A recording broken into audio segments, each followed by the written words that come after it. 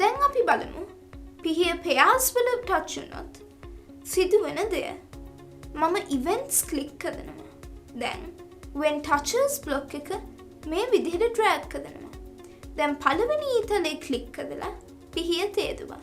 දෙවෙනි ඊතලේ ක්ලික් කරලා pears තේදුවා. දැන් මම world ක්ලික් කරා. දැන් play sound block එක මේ විදිහට drag කරන්න. දැන් choose මත ක්ලික් කරලා නැවත choose මත ක්ලික් කරන්න. දැන් මෙතන retro_game_simple ලෙස search කරන්න. දැන් මේ sound එක මත ක්ලික් කරන්න. දැන් choose මත ක්ලික් කරන්න.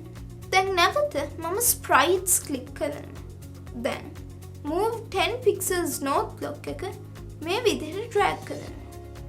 මේ ඊතලේ ක්ලික් කරලා pears තේදුවා. මෙතන මම 700 කියලා ටයිප් කරා. දිශාව මම east කියලා තෝරනවා.